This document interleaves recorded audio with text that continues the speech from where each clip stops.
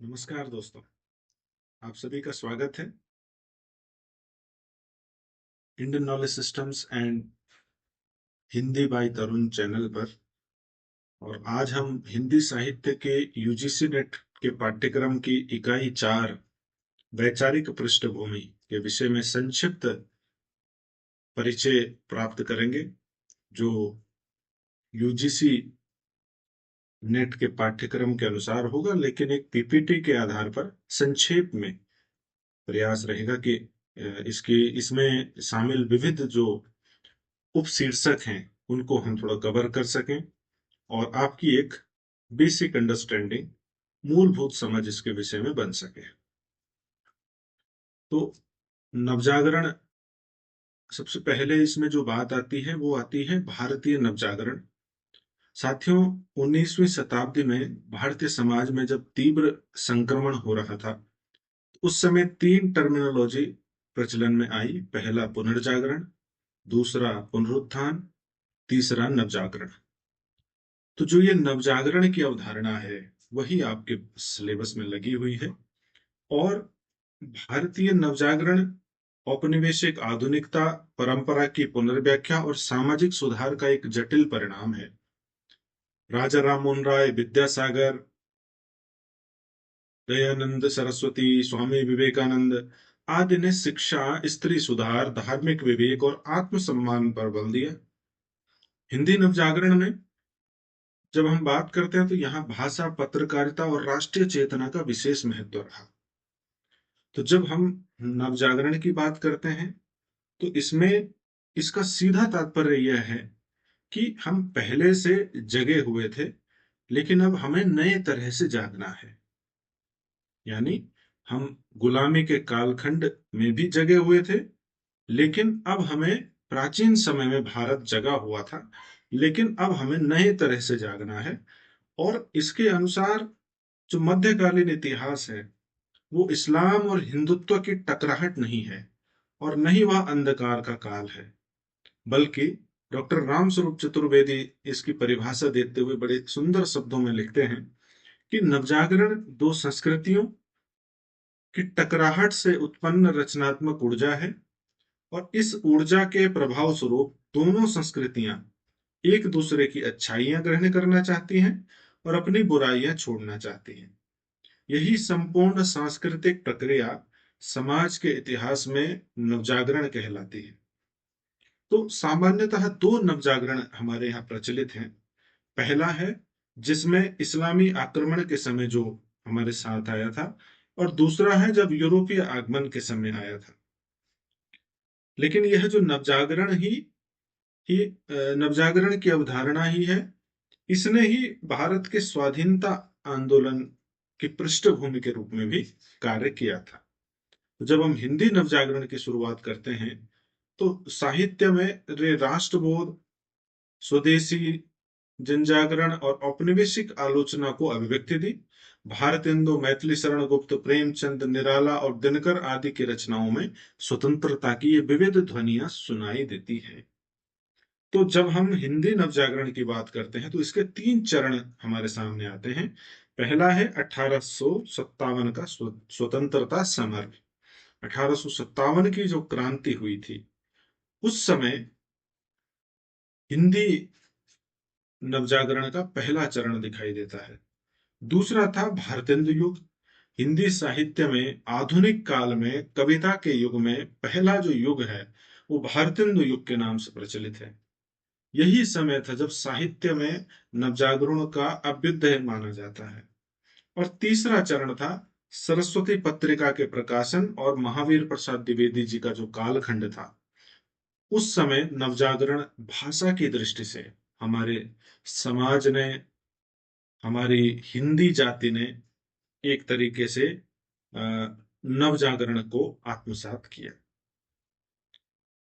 अब साहित्य में नवजागरण की जो अभिव्यक्तियां हुई हैं उसके परिणाम स्वरूप हमारे यहाँ आत्म मूल्यांकन का जो प्रभाव है वह बढ़ा है। दूसरा, यहाँ अतीत के प्रति रोमानी भाव और या आदर्श भाव बढ़ा है। और तीसरा, अन्य संस्कृतियों से हमने सकारात्मक तत्व ग्रहण करना सीखा है। और चौथी जो महत्वपूर्ण बात हुई हमने वैज्ञानिकता, तार्किकता, न्याय और बंधुत्व जैसे आदर्शों का पालन किया है। इसके बाद अब हम आगे बढ़े तो नवजागरण की जो अंतर विरोधी प्रकृति है, यदि हम उसको देखें तो नवजागरण आधुनिकता लाता है, लेकिन कई बार यहाँ जाति, स्त्री, क्षेत्रीय असमानताओं को पर्याप्त यह चुनौती नहीं दे पाता है, और उसका मूल्यांकन उपलब्धियों और सीमाओं दोनों के साथ हमें करने की आवश्यकता होगी। तो हिंदी नवजागरण में खड़ी बोली, फोर्ट विलियम कॉलेज का बहुत महत्वपूर्ण योगदान है। इसके पश्चात और सरस्वती पत्रिका का बहुत बड़ा योगदान है।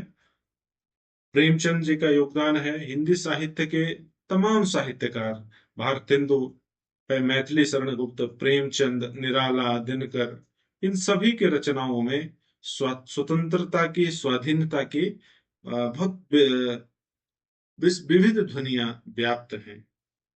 तो अब आपके पाठ्यक्रम में कुछ जो दर्शन लगे हुए हैं उनको थोड़ा सा हम समझने का प्रयास करेंगे। ज्योतिबा फुले, उनके विषय में और उनका जो सामाजिक न्याय की अवधारणा उनकी है उस विषय में लगा हुआ है। फुले, और जब हम ज्योतिबा फुले की बात करें तो ज्योतिबा फुले ने ब्राह्मणवादी वर्चस्व, जातीय समानता और स्त्री शिक्षा के प्रश्न उठाए।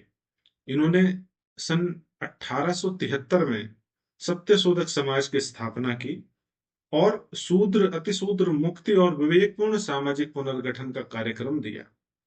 तो इस तरह से आपके सिलेबस में यह भी लगा है। दूसरा है गांधीवादी दर्शन। गांधी जी के जो प्रमुख तत्व थे वो सत्य, अहिंसा, सत्याग्रह, स्वदेशी, ग्राम स्वराज, ट्रस्टीशिप और साधन साध्य की एकता है। साहित्य में गांधीवादी प्रभाव ग्रामीण जीवन, नैतिक संघर्ष, अस्पृश्यता विरोध और जन आधारित राष्ट्रवाद के रूप में दिखाई देता है। हिंदी साहित्य में जो कविता का युग है उसमें छायावाद की जो साहित्यिक प्रवृत्तियां हैं उनके आधार पर छायावाद को गांधीवाद का साहित्यिक संस्करण कहा जाता है। तो इस दिशा में हम वहां पर भी गांधीवादी सिद्धांतों को बहुत विस्तार से जानेंगे, किस प्रकार उन्होंने पश्चिमी विचारधाराओं का विरोध किया, और इस गांधीवादी दर्शन को जिन्होंने आगे बढ़ाया इसके जो व्यवस्थित विचार हमें मिलते हैं ये हिंद स्वराज पुस्तक में मिलते हैं। महात्मा गांधी, विनोबा भावे, जेपी नारायण के विचार इसमें इस पूरे गांधीवादी दर्शन में शामिल हैं। और ईसा मसीह, जैन दर्शन, जॉन रस्किन आदि का गांधी जी पर बहुत बड़ा विस्तृत प्रभाव रहा है। इन्होंने पश्चिमी विचारधाराओं का विरोध किया, फांसीवाद, नाजीवाद, तानाशाही का विरोध किया और ऐसी राजनीतिक व्यवस्था की वकालत की जिसमें राज्य की शक्ति कम से कम हो, और साथ ही इन्होंने एक अराजकता का सिद्धांत दिया। इनका ये मानना था कि जब राज्य या राजनीतिक ढांचे की जरूरत ना हो और सभी लोग आपसी समझदारी से काम चला ले, तो इस पर मार्क्स और गांधी सहमत थे। और इस बिंदु पर मार्क्स और गांधी की सहमति यह दिखाती है कि दोनों एक दूसरे के विरोधी नहीं थे। इस सिद्धांत पर वो ये एकजुट दिखाई देते हैं। इसके अलावा स्थानीय स्वशासन, विकेंद्रीकरण पर इनका बल था। और आजादी के बाद जब हमारे देश में directive principles of state policy को अपनाया गया संविधान के अनुच्छेद 36 से 51 के बीच, तो उस समय इन दोनों विषयों को वहां पर शामिल किया गया। ट्रस्टीशिप का इन्होंने सिद्धांत दिया। इन्होंने वर्ण व्यवस्था का समर्थन किया क्योंकि वे मानते थे कि श्रम विभाजन की यह एक आदर्श प्रणाली है, लेकिन वर्ण व्यवस्था का समर्थन करते हुए भी उन्होंने जातिवाद और अस्पृश्यता का तीव्र विरोध किया। और इनका एक प्रमुख मानना था कि जो हमारी शिक्षा हो वो राष्ट्रभाषा में होनी चाहिए। इसके बाद साथियों अंबेडकर दर्शन के विषय में जानते हैं। आप जानते हैं कि अंबेडकर इन्होंने जाति उन्मूलन, संवैधानिक संवैधानिक लोकतंत्र, शिक्षा, संगठन और संघर्ष पर बल दिया। उनके लिए राजनीतिक लोकतंत्र तभी सार्थक है जब सामाजिक और आर्थिक लोकतंत्र भी हो। दलित साहित्य की वैचारिक आधारभूमि पर उनका गहरा प्रभाव दिखाई देता है। तो अब आप देखेंगे जो जाति व्यवस्था और वर्ण व्यवस्था का पूर्णतः खात्मा होता है और तभी समानता की स्थापना हो सकती है, ऐसा अंबेडकर जी का मानना था। और इन्होंने धार्मिक पदों पर समाज के सभी वर्गों को समान अधिकार देने की वकालत की। नवबौद्ध आंदोलन 1956 में अंबेडकर ने अपने समर्थकों संग जब बौद्ध धर्म अपनाया, उस घटना को ये नवबौद्ध आंदोलन के रूप में जाना जाता है। और इनके अनुसार जो मूल समस्या है वो जातिगत भेदभाव है और शेष समस्याएं समाज की इसी से जुड़ी हुई हैं। इसीलिए दलित साहित्य की वैचारिक आधारभूमि पर उनका गहरा प्रभाव दिखाई देता है। अन्य जो गतिविधियां हैं साथियों, इनमें लोहिया दर्शन को आप जरूर देखेंगे।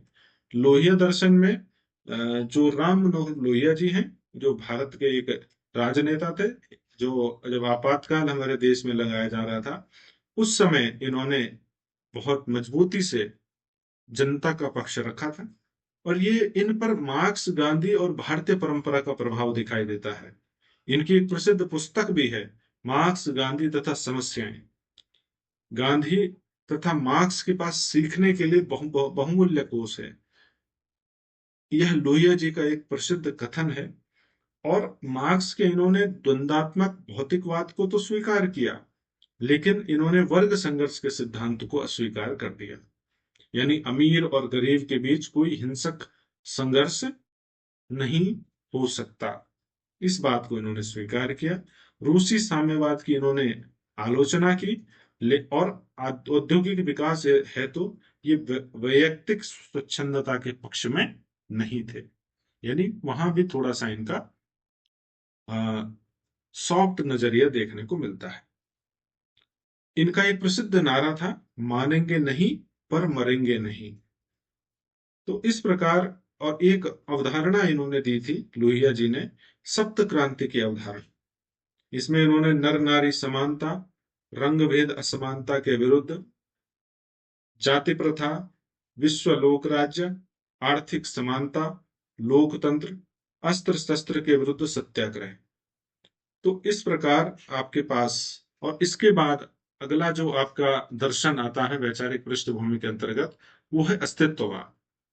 अस्तित्ववाद में व्यक्ति की स्वतंत्रता, चुनाव, जिम्मेदारी, चिंता और निरर्थकता के अनुभव पर यह केंद्रित है। और सार्त्र के अनुसार मनुष्य पहले अस्तित्व में आता है और अपने कर्मों से अपने जीवन का सार बनाता है। आधुनिक हिंदी साहित्य में अकेलापन, अजनबीपन और निर्णय संकट इसके प्रमुख प्रभाव हैं। और आषाढ़ का एक दिन जो नाटक है मोहन राकेश जी का, उस पर अस्तित्ववादी दर्शन का बहुत गहरा प्रभाव देखा जाता है। हिंदी साहित्य की और भी कई रचनाएं हैं जिनमें अस्तित्ववाद का गहरा प्रभाव दिखाई देता है। अस्तित्ववाद का मानना है कि वही व्यक्ति प्रामाणिक है जो अपने निर्णय स्वयं ले सकता है, जो पूर्ण रूप से स्वतंत्र है और जो अपने चुनाव स्वयं करता है, अन्यथा उसका जीवन निरर्थक है। इसके बाद उत्तर आधुनिकता की बात आती है। अब आपके पास कुछ और जो विभिन्न वाद और वो है हिंदी साहित्य में, जो विभिन्न वाद हैं, जैसे उत्तर आधुनिकतावाद, स्वच्छंदतावाद, और इसके पश्चात उत्तर प्रयोगवाद, प्रपद्यवाद, नकेनवाद, छायावाद, ये सभी भी आपके इस पाठ्यक्रम में लगे हैं। मनोविश्लेषणवाद, तो इसके अंतर्गत आप देखेंगे अगर स्वच्छंदतावाद, तो इसको सर्वप्रथम प्रयोग किया फ्रेडरिक स्लेगल। ये जर्मन आलोचक थे, क्लासिसिज्म के विरोध में इन्होंने इस शब्दावली को दिया था। और भारत में यह सर्वप्रथम बांग्ला साहित्य में प्रभाव में आया और वहां से हिंदी साहित्य में इस पर प्रभाव पड़ा। आचार्य रामचंद्र शुक्ल के अनुसार हिंदी साहित्य में श्रीधर पाठक को स्वच्छंदतावाद का प्रवर्तक माना जाता है, जिन्होंने श्रीधर पाठक की एक प्रसिद्ध पंक्ति है, लिखो न लेखनी करो बंद, श्रीधर सम सब कवि स्वच्छंद। तो इनकी जो प्रमुख विशेषताएं थी, इनमें वन, प्रकृति और प्रेम की स्वच्छंद भंगिमाओं का चित्रण मिलता है। बैलेड या कथा गीत का इसमें प्रयोग होता है। काव्य भाषा के रूप में खड़ी बोली की स्वीकृति दिखाई देती है। इसके बाद छायावाद। छायावाद हम आधुनिक काल में कविता का जो युग है, उसमें एक छायावाद एक प्रमुख युग है। और इस समय हिंदी साहित्य के बहुत विद्वान, चाहे वो निराला हो, महादेवी वर्मा हो, जयशंकर प्रसाद हो, उनकी विभिन्न रचनाओं, सुमित्रा नंदन पंत हो, उनकी विभिन्न रचनाओं को हम पढ़ते हैं। और हिंदी साहित्य में जो छायावाद का उद्भव माना गया है वो रविंद्रनाथ टैगोर की कविताओं और ईसाई संतों के छायाभास के प्रभाव स्वरूप माना जाता है।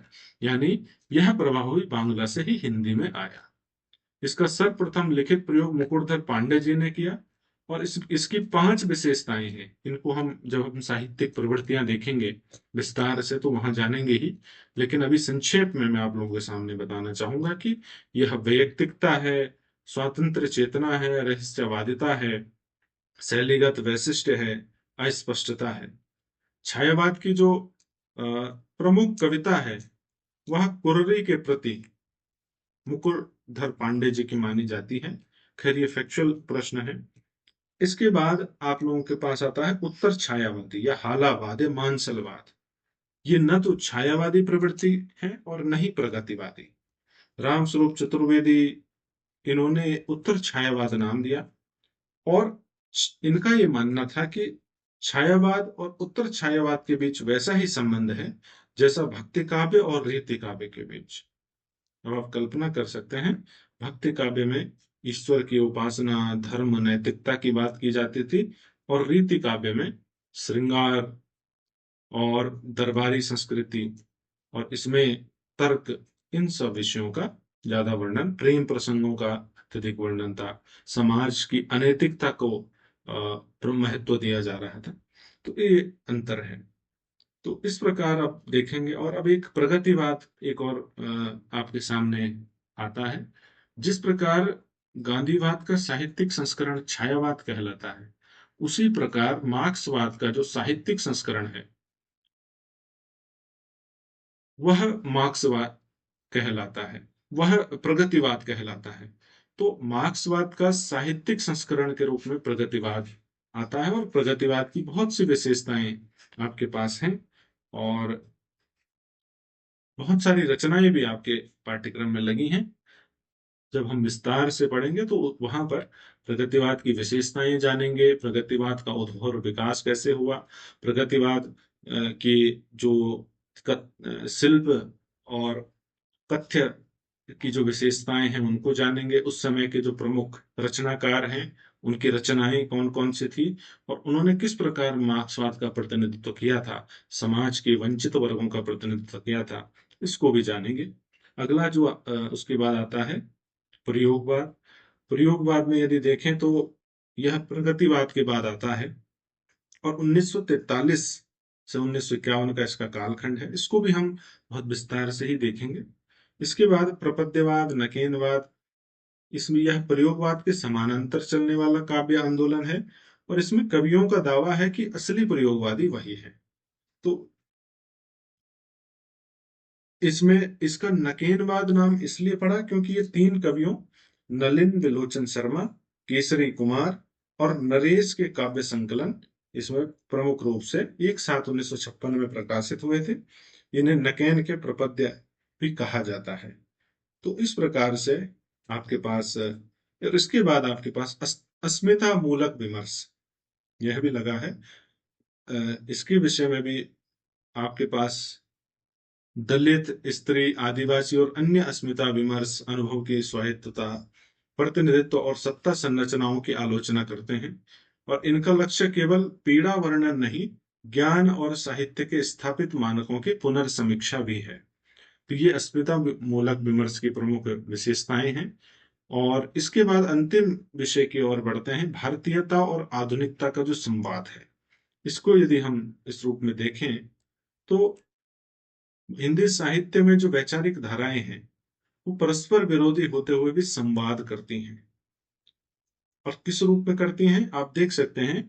गांधी जी का जो नैतिक समुदाय है, अंबेडकर का जो सामाजिक न्याय की अवधारणा है, मार्क्स का जो वर्ग विमर्श की अवधारणा है, फुले का जाति विरोध और स्त्रीवाद की जो लैंगिक समानता है, इन सबको यदि हम अलग अलग खानों में ना पढ़ें और भारत की बहुस्तरीय समस्याओं के संदर्भ में एकीकृत होकर देखें तो ये सभी विचारधाराएं परस्पर एक दूसरे से विरोधी होते हुए भी संवाद करते हुए नजर आती हैं।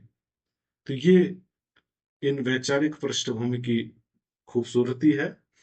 और अब हम आज के लिए इतना ही करते हैं।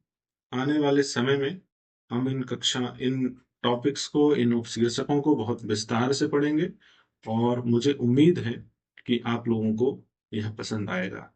बहुत बहुत धन्यवाद। जय हिंद।